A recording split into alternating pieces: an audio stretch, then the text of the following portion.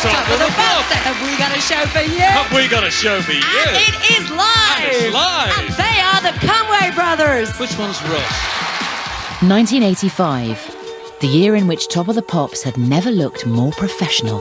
When you're watching it at home, it looked like this really sophisticated nightclub. Or felt more competitive. There wasn't that much camaraderie with other bands, like whispering and talking and pointing. The show now reflected the state of Thatcher's Britain, with a new breed of ambitious pop star. We were so confident. We knew it was going to happen. Rubbing shoulders with passionate political activists. Their job was to look like they were having a great time. And here I'm singing about, war and death, strikes, nuclear weapons. All soundtracked by the rise of sample-filled electronica. Now, why anybody would want the sound of two dogs having intercourse baffled me. And topped off with a wind tunnel of big-haired power ballads. You could see all the fillings in your mouth and whatever. And I couldn't watch it half the time. I was like, oh no, oh no, oh no.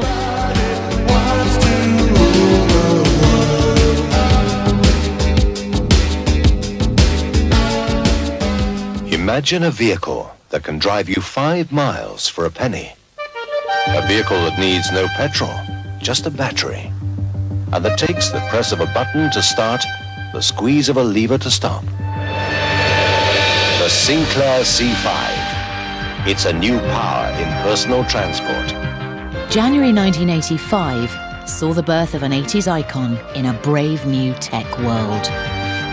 And in a parallel universe, Top of the Pops also ventured into pastures new. Now, on one, the people and songs that are everyone's talking point in Top of the Pops. The show was still run by Michael Hurl and regularly attracted 10 million viewers. But the first episode of the year had an announcement to make. One or two changes in format on this week's Top of the Pops. Yep. Richard is now going to explain all. Well, it looks like this, you see. We went out to find out what you wanted from Top of the Pops, and the overwhelming request was more top hits. So from this week, we count down the top 10, starting with Foreigner at number 10. In days gone by, only 7 or 8 acts would feature on the show.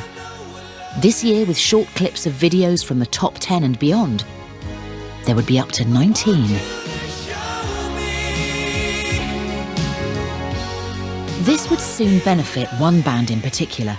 Dead or Alive had struggled in '84. Late in that year, they got new producers and a new lease of life. But their first single together proved a challenge. It was the most frustrating record in the history of Aitken and Waterman. It would go up one week, it'd go back the week after. Then it would go up and it would go down. After the whole of the rest of that year, it still hadn't really cracked the top 40. So Pete Waterman took it under his personal belt to make sure that it was a hit. CBS said they wanted another mix. Now, I have to tell you at this point, we've done about 5 mixes. We're running out of ideas. The BBC had a sound effects department, and you could buy these sound effects records and covered everything. Every sound you could imagine was on these BBC archive sounds, doors, bridges, bombs, police sirens, everything. So I'm looking down at this and I noticed there was, on one of the sound, was 2 dogs having intercourse. Now, why anybody would want the sound of 2 dogs having intercourse baffled me. We got carried away with it and we put it on the record. So it went out just about the week before Christmas. So when we came back, the first week in January, every club was playing this TDF mix. I mean, it was like the depot was full of orders.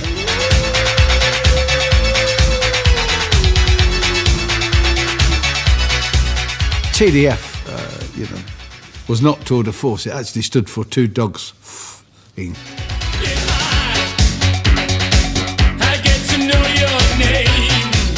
Through January '85, the TDF mix edged the song up the charts. And as fate would have it, in the last week of January, Top of the Pops introduced their new slot, featuring bands just breaking into the top 40. Then suddenly, 14 weeks in, it was number 40, and they decided to give us a break on Top of the Pops as a sort of new entry. And this song has taken 2.5 months to make the chart. From Liverpool, it's Pete Burns and Dead or Alive. You spin me round like a record. So when Michael Hurl called you and said, you know, we're going to put this record on as a break, we knew at that point that was the break we needed.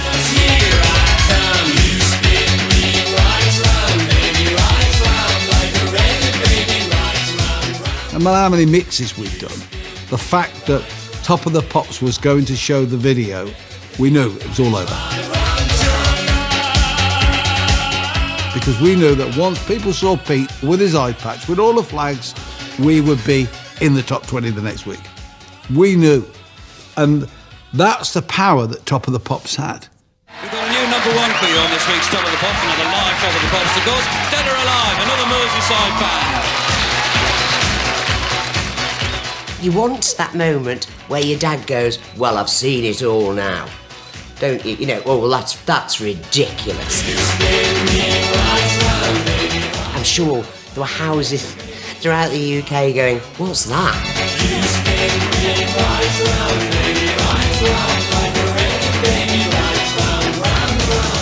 The dog howls on Dead or Alive's infamous TDF mix were programmed with a keyboard sampler.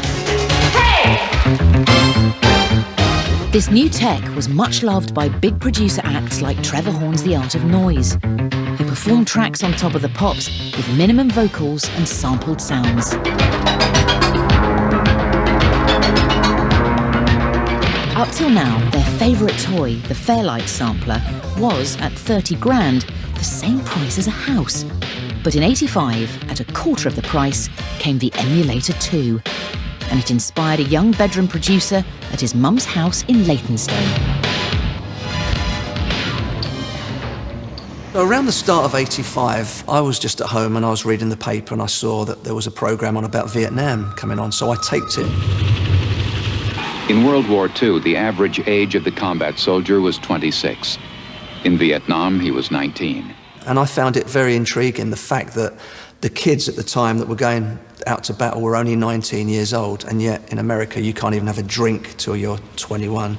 So I taped the programme, and I was just mucking about with some rhythms and stuff like that, and I put some of the commentary in to the emulator, and one bit it just said, in Vietnam he was 19. In Vietnam, he was 19. And I tapped it a few times, you know, on the keyboard, and it went no. I thought, wow, that's different.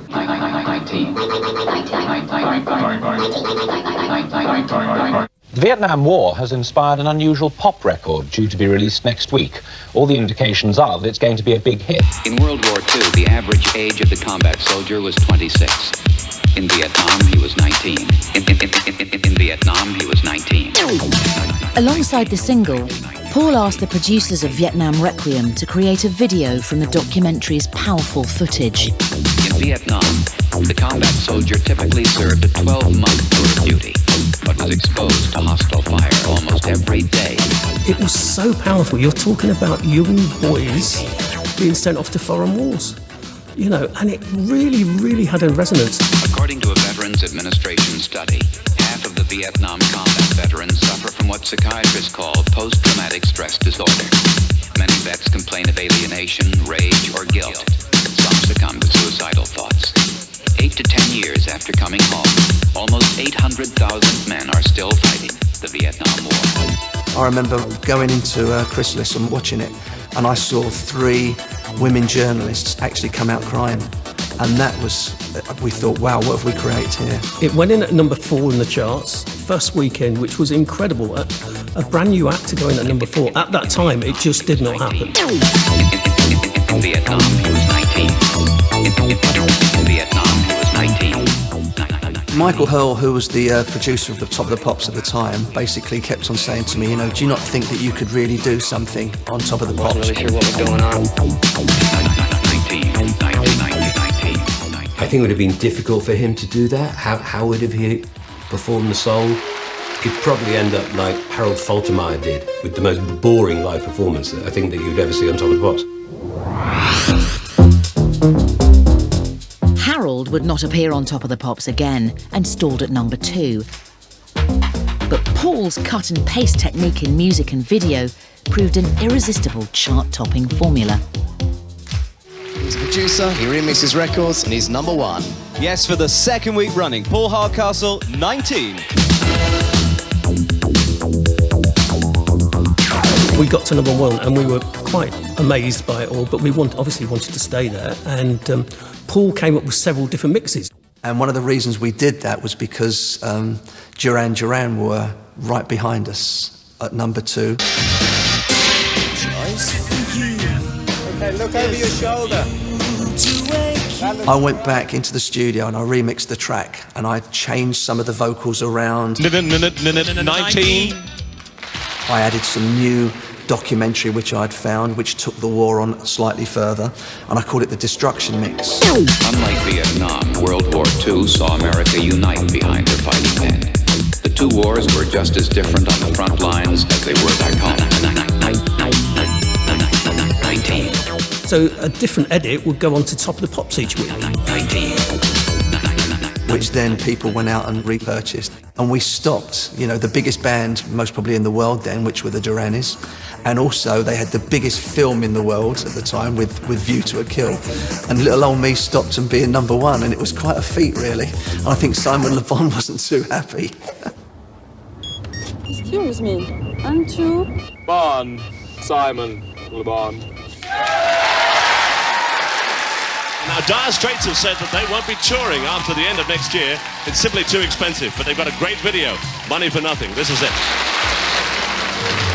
85 proved a turning point for the industry and for Top of the Pops. Videos were now more than half of the show.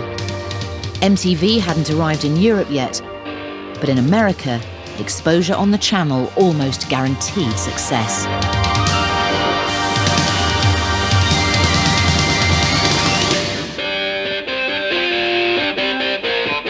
By the mid-80s, what you were seeing was the record companies at their peak power.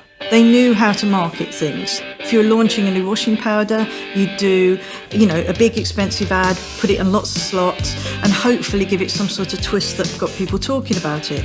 If you were launching a new band, you make a big expensive video, get it on MTV, and hopefully with some kind of innovative twist that got people talking about it. Now look at them yo-yos, that's the way you do it. You play the guitar on the MTV. That ain't working, that's the way you do it. Money for nothing and your chicks for free. And for 3 unknown musicians from Norway with a background in prog rock, video production would change their fortunes entirely. Well, we were just 3 very ambitious guys who moved away from our native Norway without any other plan than to become pop stars. Coming to England, that was really the first time we sort of got sort of bombarded with pop music, because that wasn't really that much around in Norway. You know, we had like 1 hour a week on the radio where they play pop music. We took the ferry over the first time we came over, and Human League was the first thing we heard in the cab.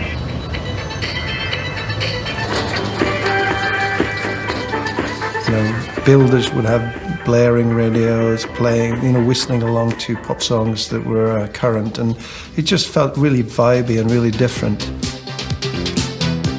And then hearing things like Soft Cell, Depeche Mode, all that electronic stuff that was going on was to us kind of like, whoa, this is kind of perfect for us.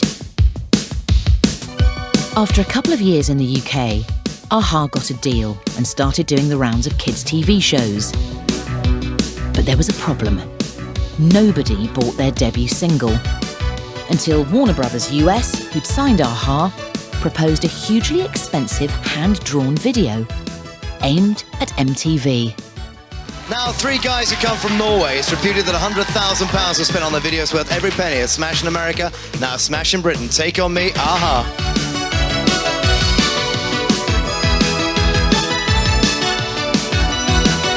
The good thing is that we became very successful everywhere very fast.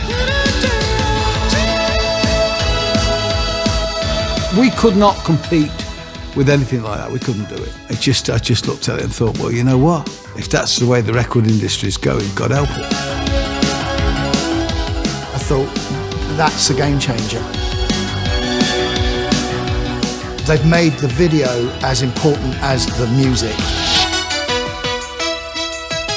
We actually sort of knew it was going to happen, if I can say that.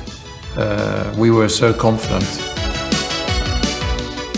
It helped us, but it also propelled us into this lighter end of the music press. The bad thing is that you don't get to sculpt it, your career. Everybody assumes they know everything about you based on that one song. And when those cheekbones finally appeared in person on Top of the Pops, their teen image was sealed. The fact that video led the way, it put our faces everywhere, and we didn't really expect that, so we felt kind of pushed into the smash hits, and we kind of just embraced it, but immediately thinking, whoa, this is super uncomfortable, what's going to happen now? We just tried to hold on for dear life, you know, it's like riding a wild horse.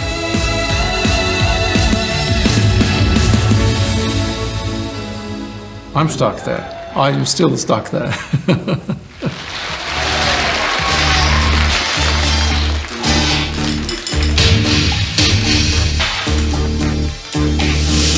1985 saw the biggest pop groups of recent years grow older and start to take themselves very seriously. Half of the Durans indulged their artistic side with Arcadia.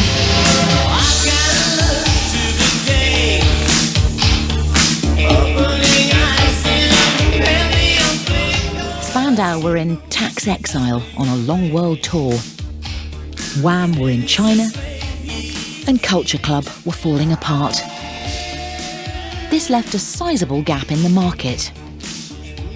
You always have, every 2 or 3 years, a new generation of pop fans turning around, where they don't necessarily want the same heroes and heroines as their big brother or sister, they want their own.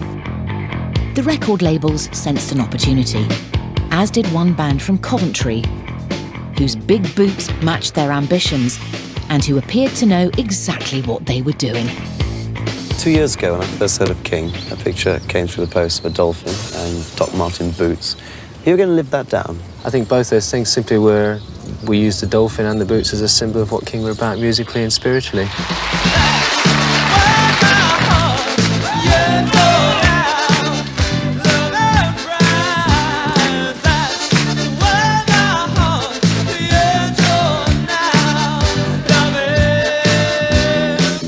When we arrived to do that debut performance on Top of the Pops, I was wearing my yellow checked suit.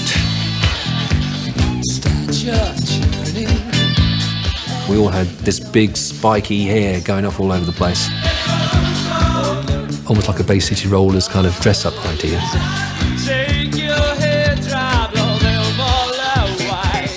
I thought we could be that mixture of a credible rock band who could appeal to a teen pop audience. Unfortunately for us, our record label looked at the check suits and the Dr. Martin boots and saw a novelty band. Because they could say, okay, hit single band, great. Maybe 1 year, 2 years of life. 85, King were everywhere. I don't think there was one pop show that King did not appear on. Throughout 85, I think we were on Top of the Pops 7 times. In the era that we broke through with things like smash hits and videos and Top of the Pops, you're going to be picked up by teenagers. In the end, for us, unfortunately, that became the predominant audience that our record label wanted to direct their focus for us towards.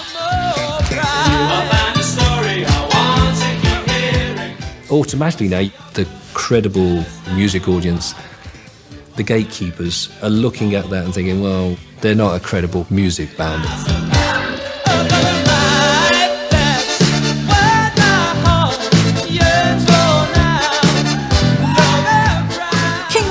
Part of my world. They weren't part of like the club scene. They didn't feel that cool, and they were like this kind of weird, almost Frankenstein's monster with styled up bits of lots of other bands stuck together with a kind of Rod Stewart mullet and some DMs on top.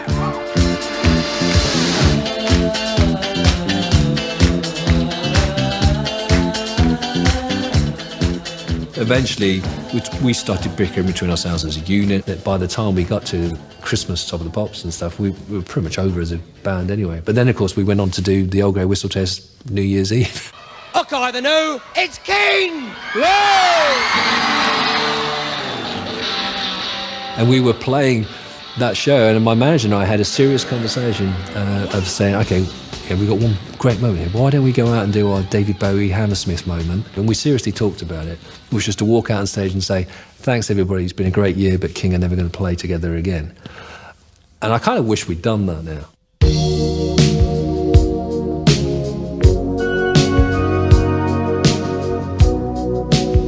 But in '85, it wasn't just the teenage Top of the Pops market that record companies had their eye on. I've gotta take a little time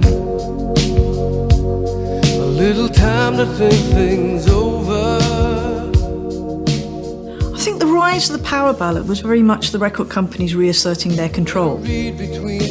It was a way of appealing back to the mainstream who'd been alienated by pop at the start of the 80s by these weird girls dressed as boys and boys dressed as girls and men wearing tablecloths across one shoulder.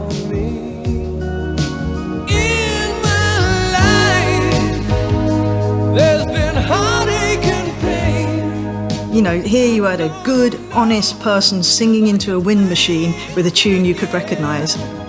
Power ballad has to be very big hair, very serious expression. Soaring vocals, strings. In a way, it was kind of the housewife's revenge.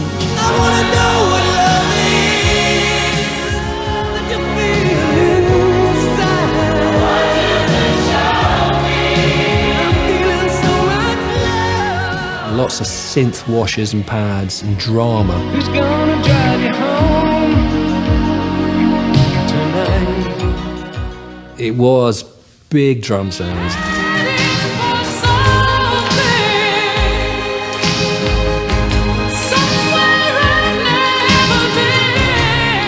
Snare drums going on for 9 seconds per hit. Lots of emotion and a little bit of cheese.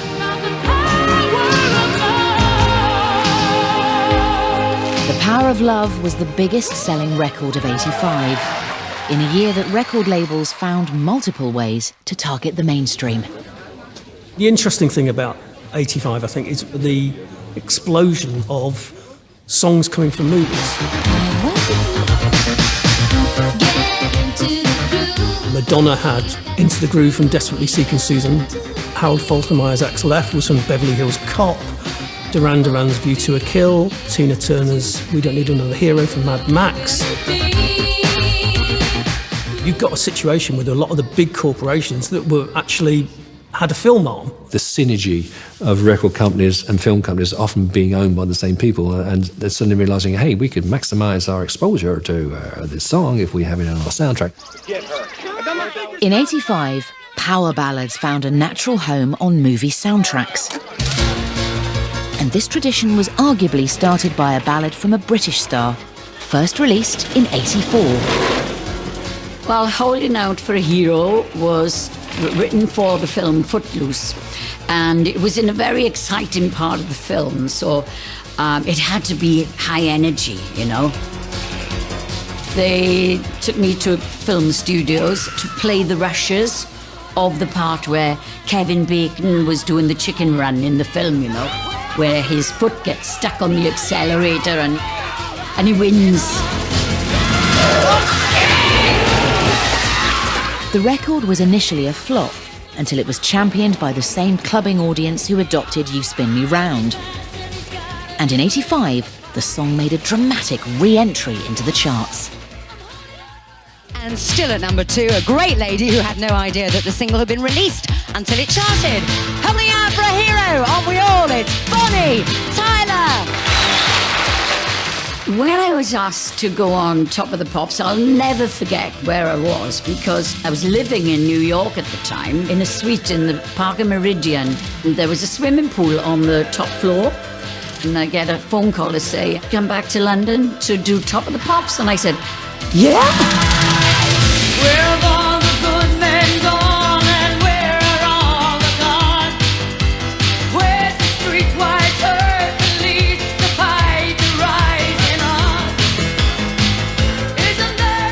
didn't even know that had been a big hit in the gay bars. A lot of the gay bars and, clubs and things were playing it. It became huge.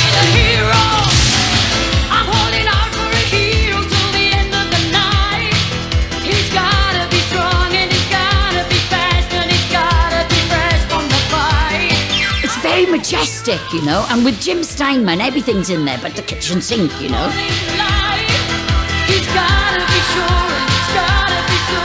All those bongos or whatever you call them. And the backing vocals, they build and they build and they build to a crescendo,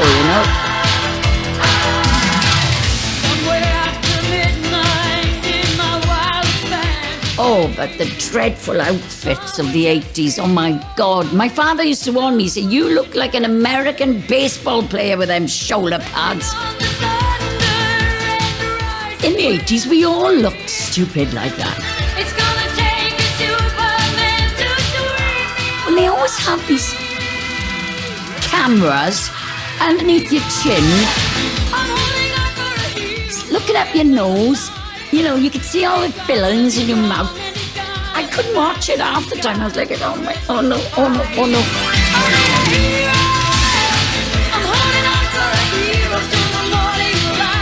I love the song and I love performing it live as well.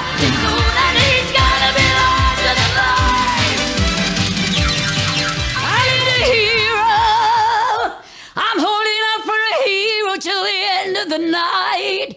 He's gotta be strong and he's gotta be fast. Gotta be fresh from the fight.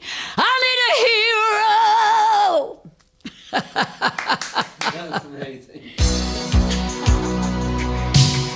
Talking of heroes, July 85 saw a charity concert on a different scale. To me, it is not a pop concert. To me, it's not a TV show. To me, it's simply a means of keeping people alive.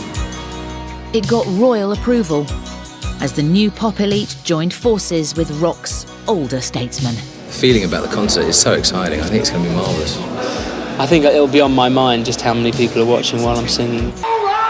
We were going to be the first band on until quite late in the day when they managed to get the Mighty Quo, which was the perfect starter.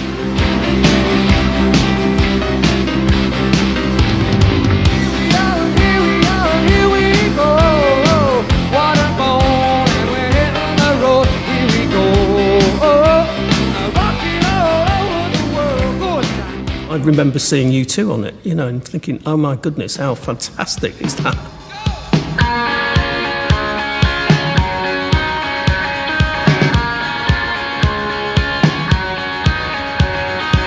I can't believe the news today. I can't close my eyes, make it go away. How long must we sing this song? Really did wonders for a lot of bands, even the bands that had maybe slightly peaked. It rejuvenated them, I think. Well, look, if you want to hold your peace, come on, hold it somewhere else. Somebody has to do something about this. Come on. I don't want to hurt you. But famine in Africa wasn't the only issue on people's minds in 85. There were demonstrations against nuclear weapons, and the miners' strike reached a tipping point.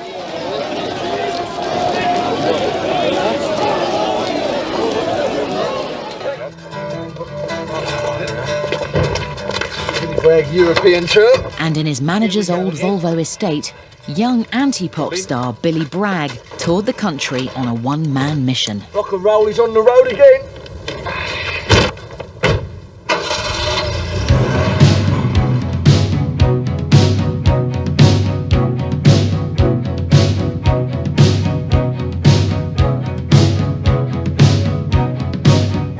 The miners' strike had been going on since the spring of 1984. A lot of people were involved in supporting different pits. Billy herself come and did a gig down in Corby for us and raised us X amount of money, and in return I should like to have the pleasure of presenting him with this lamp.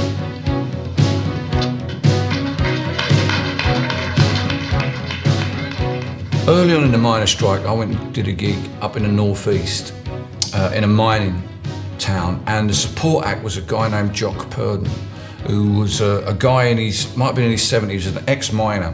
And he sat on stage, didn't have any instruments, sang a cappella with his hand over his ear. So I wanted to write a song that expressed clearly that I was part of that tradition now. And Between the Wars was that song. I paid the union, and as times got harder, I looked to the government to help the working man. But they brought prosperity down at the armory, where I'm in for peace, me boys, between the wars. I was trying to make a point, not just about the miners' strike, but also about the possibility of nuclear war, because the idea of nuclear annihilation was very real to us at the time. I mean, the government were producing pamphlets to tell you, to hide under your living room table and keep your tail between your legs. And it's a chart entry at number 40 for The Alarm, an absolute reality. And the thoughts of Chairman Billy surprisingly catapulted him into the charts. Down at 38, Mick Jagger, Just Another Night. The great thing about Top of the Pops is while most of it was kind of mainstream light entertainment, there was always room for outsiders. A new entry at 33, Billy Bragg and the Between the Wars EP. And Top of the Pops, because it was so simple, it was just me and the guitar anyway, I wanted to play live. And this caused no end of problems. Well, now, it took me 3 listens before I really understood this song. This really is an evocative song, live in the studio. Would you welcome Billy Bragg and Between the Wars? I can remember Steve Wright asking, what's the song about? So I gave my whole explanation about, nuclear war and the strike and everything. I was a miner, I was a docker, I was a railwayman. Between the wars, I raised a family in time of austerity with sweat at the foundry.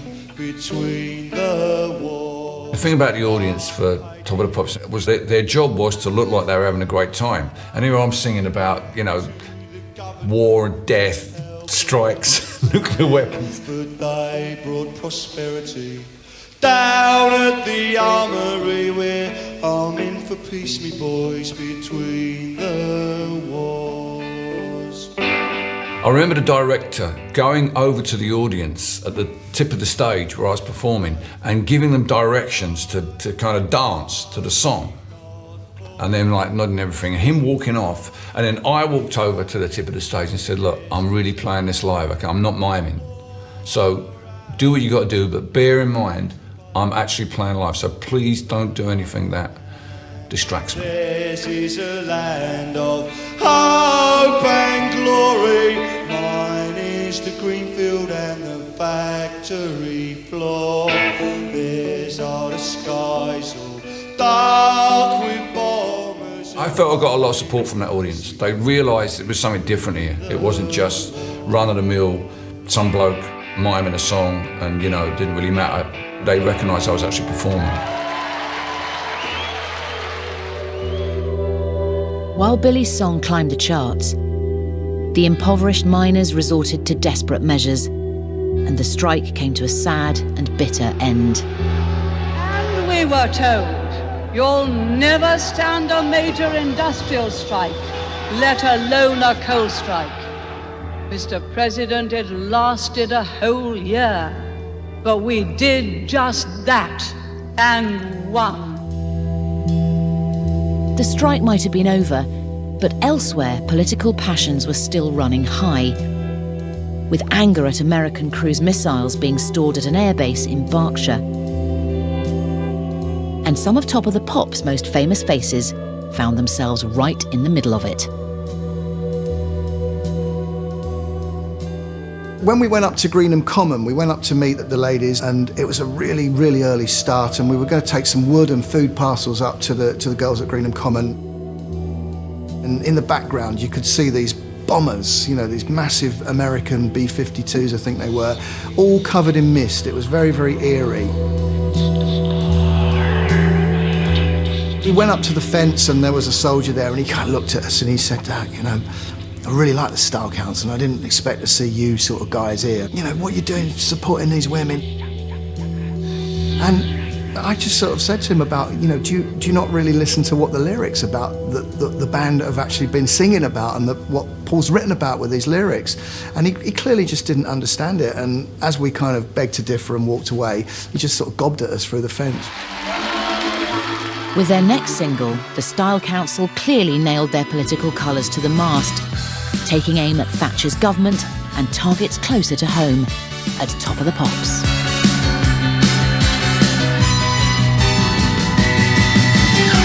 You don't have to take this crap. You don't have to sit back and relax. You can actually try changing it. I remember Paul saying, you've got to put a strong message out that there is something better out there. And you know, the whole thing about you can't sit back and relax when Frankie Goes to Hollywood, we're telling everyone to relax. Because Paul was very aware of the other artists around us. He had a lot of opinions about the artists around us. Well, it was sticking to his guns, and if he wanted to blast pop aristocracy, as I think they were now calling themselves, he would do it.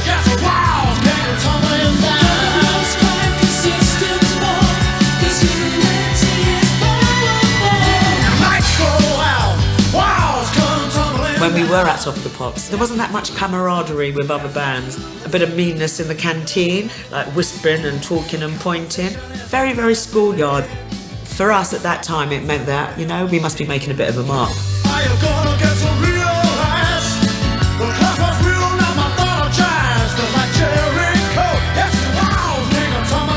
I think it was a bit of a call to arms at that time, and it firmly stamped what the whole band were thinking. You know, we all had different issues and agendas, but we were all broadly very, very left-wing, and it was the sort of record for me that really encapsulated what the band was about. Are you gonna be that man? The public enemy is number 10. Those who play the power game, they take the profits, you take the blame. But when it came to the video, the band's decision to get real and take pop to the comrades in Poland took them on an enlightening journey. But this is our video for our new single called Walls Come Tumbling Down. You know, I knew kind of Poland was behind the Iron Curtain, and that was where the alarm bells started to ring for me. But we went. It rained for 4 days. Mick managed to bump into somebody and they dropped their baby on a tram. I drank probably more vodka than I'd ever had in my life. We hardly ate. It was a very drab place, Warsaw, in 1985. The people were very, very downtrodden. You could see the evidence of alcoholism. It was just a grim place. We were recording it at this club called the Aquarium, and they kind of shipped him some students that were allowed to come and watch us, probably all state approved. And then there's one guy in the video who's slightly better dressed than everybody else, and he was hanging around, and I think he was a spy.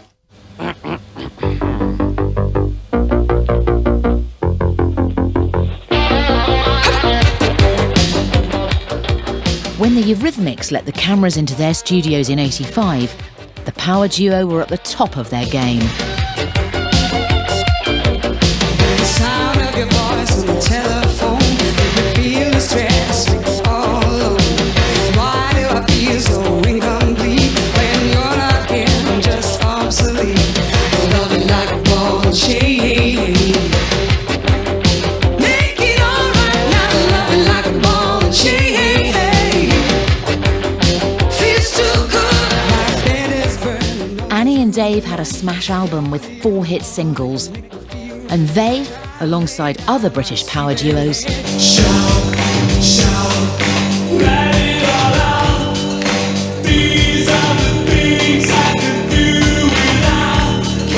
proved that by working as a tight, self-contained unit in control of your sound and image,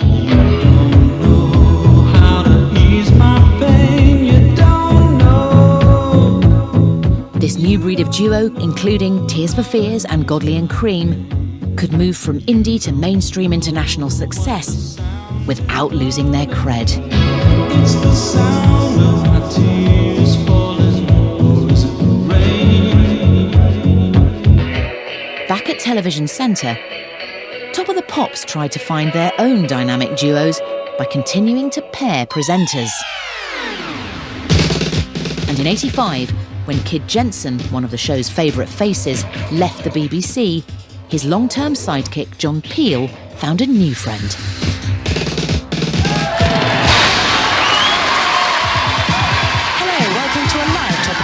I'm Auntie Janice. And I'm Uncle John, and we're going to play you some songs from the hit parade, aren't we, Janice? They're smashing like the Style Council, and walls come tumbling down. We were mates and both loved music, both from the same neck of the woods, and we just hit it off straight away. And when David Jensen left Radio 1 to go to Capital, Peely would only do Top of the Pops with me. He said to Michael Hull, I'm not going to do it unless I can do it with Janice. And we used to have such a laugh. Great pair of trousers. I'm really into men's trousers. Well, the less said about that, the better, if you ask me. We'd be chatting, and then we'd think, oh, should we say that? And he'd go, you can't say that because you might get in trouble, but I can say that.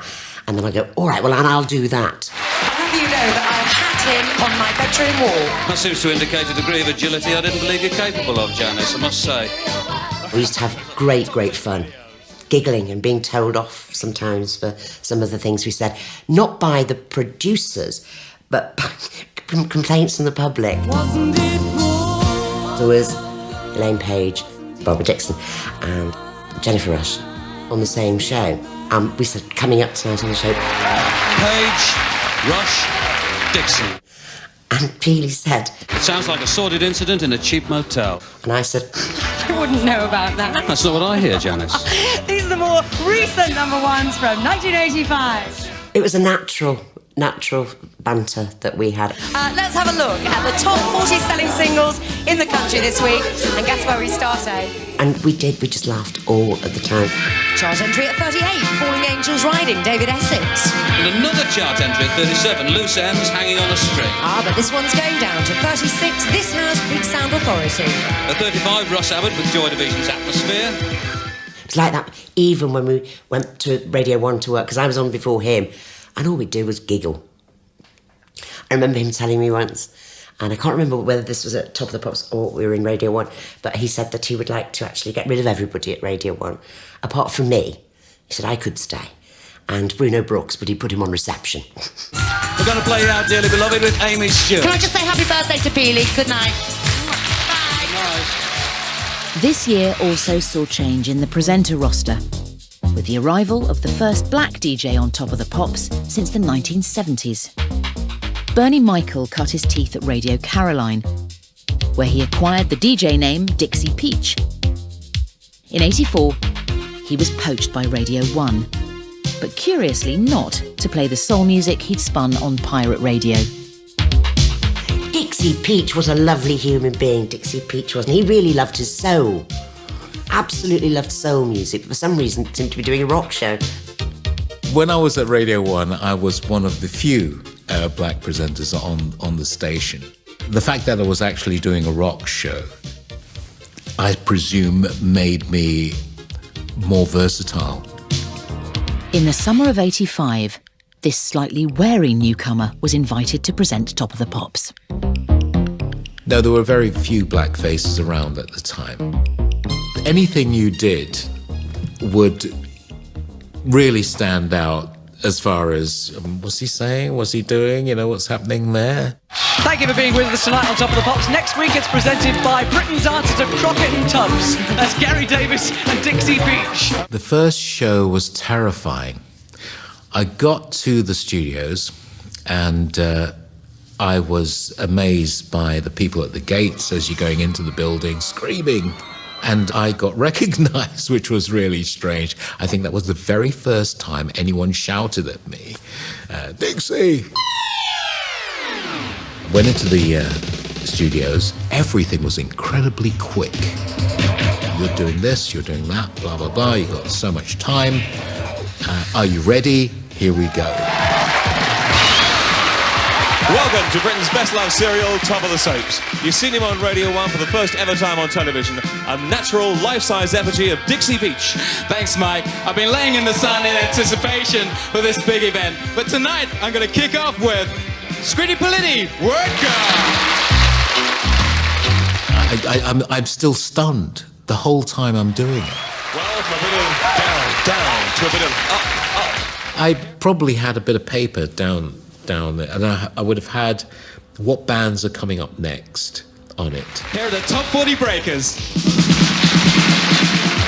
I bent down before we had actually finished doing the piece. So that just goes to show that my timing and everything, I needed to get that together. It took me a little while. Madonna, great stuff by Madonna there. Now to the sound at number 30. It's Virgil Sharkey with Loving You.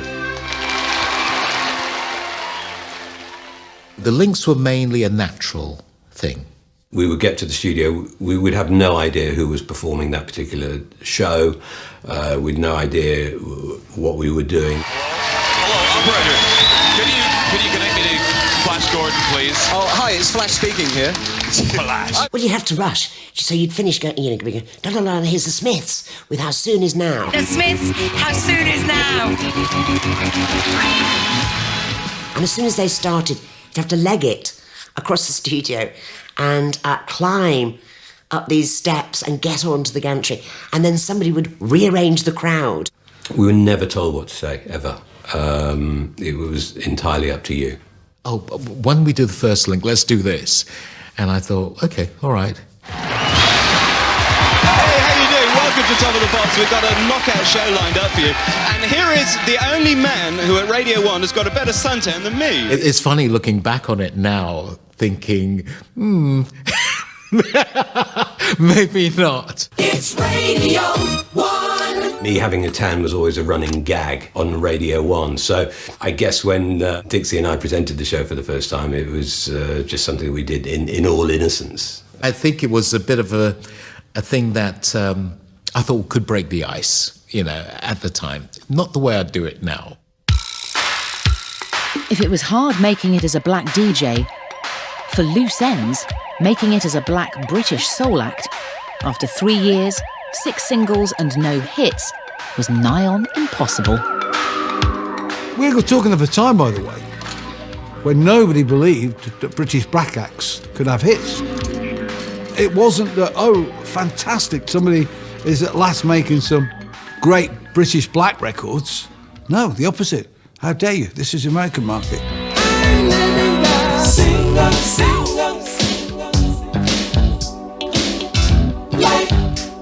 In the face of that prejudice, but inspired by the new electro soul of American hitmakers like Cameo, Loose Ends went in search of a stateside sound. So we went to America, and the first thing, I'm a bass player, and the first thing the guy does is like, well, we're not going to put no bass on this record. We're going to put Moog bass, keyboard bass. And then we're fooling around with 808 drum machines. We added it, and instantly it was like the song just sort of stood up. Boom, ba-da, boom, boom, di-di-di-di-ding, boom, ba-da, boom, boom, di-di-di-di-ding, boom. You know, it had this little bell thing, di-di-ding-a-ding. The single went top 20, and Loose Ends finally got the long-awaited summons from TV Centre. Cars were sent at 7 o'clock in the morning. It was almost like going to the Buckingham Palace. The guy came outside my house and stood up with his hat on his chest. So he's standing there. So I looked out the window, and the kids from the flats are all looking at, who's this geezer standing outside? So we get to the Top of the Pops, the guy opens the door, and we get out. You are getting very nervous when you're in the BBC dressing room because everyone around is so prim and proper. Everyone is like, you know, the ladies that come in with the clipboard and the pencil in the ear and the walkie-talkies. It's a very strange experience because people are cheering and the song's just starting up and it's quiet. It's not loud, it's very quiet. And these people go, hey!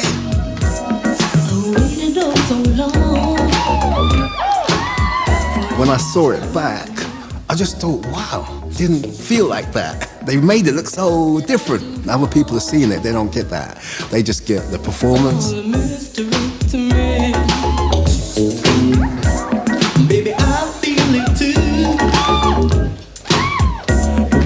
Friends crews were looking at it and going, gosh, Carl, can't believe it was you. That's not you, is it? Is that you?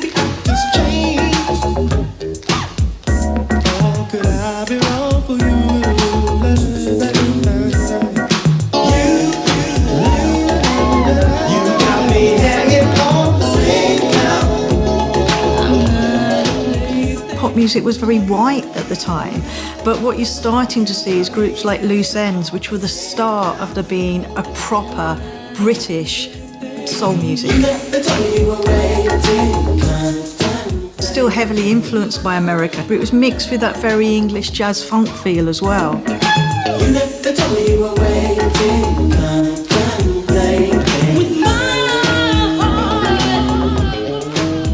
But in spite of their newfound success, Loose Ends knew there was a danger of them losing their valuable home crowd that had grown them in the first place. I waited like a fool. Once you were now making mainstream music, you could lose your core audience. It was almost a prerequisite of success for British soul music. We had these people that worked with us that showed us that the day you do Top of the Pops, let's go down to Harlesden, like a little reggae club in Harlesden, and let's do a PA for these people because they don't know you're coming. And you just now was on TV. So if you turn up, it's gonna be like, wow.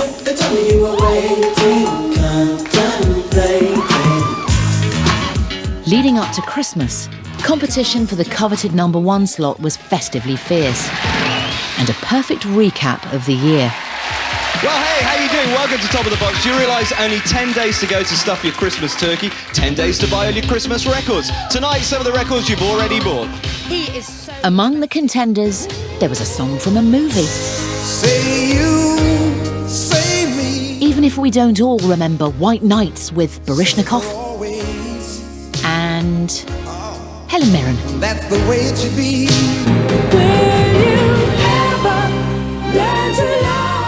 The Style Council's DC Lee had a soul power ballad in the top 3. Good love will always come from me. In the wake of Live Aid, there was an update of last year's #1. It's Christmas time. There's no need to be afraid. Wham re-released the biggest #2 of all time. Last Christmas I gave you my heart, but the very next day you gave it away. And a young Aled Jones soared into the charts.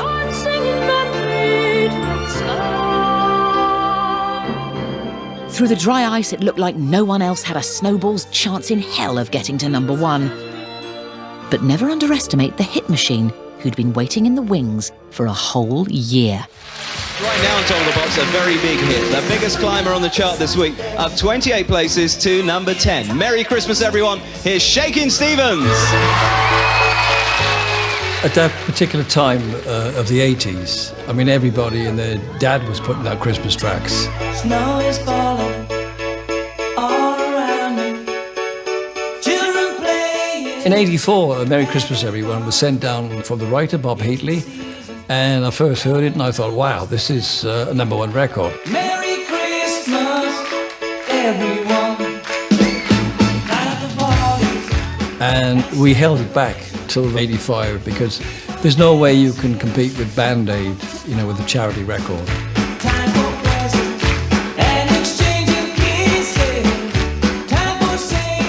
The video, I think it was done in Sweden, I believe, in Lapland.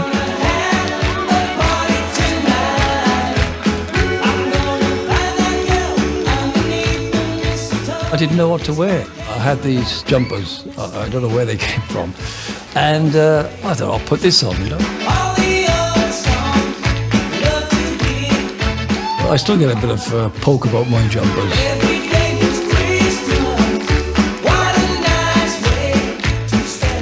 Shaky. I mean, a real British institution. Everybody loved Shaky. I think People like Shakin' Stevens, they do what they say on the tin. You know, they're not kind of asking you to listen to their prog album. They just do what they do, and people are very comforted by that. I don't think there was anybody around like me at that particular time, you know, dancing, throwing myself around like I did. I guess I just suited Top of the Pops.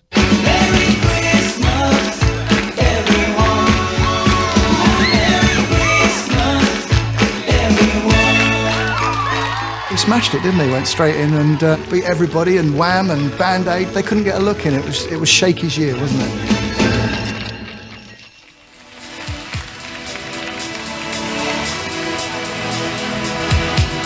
But hiding in those Christmas charts was the shape of things to come for '86. With the soon-to-be #1 debut of the inspirational, poetic and very English Pet Shop Boys. Not that in '86 anybody could stop the imperial tide of big-haired metal.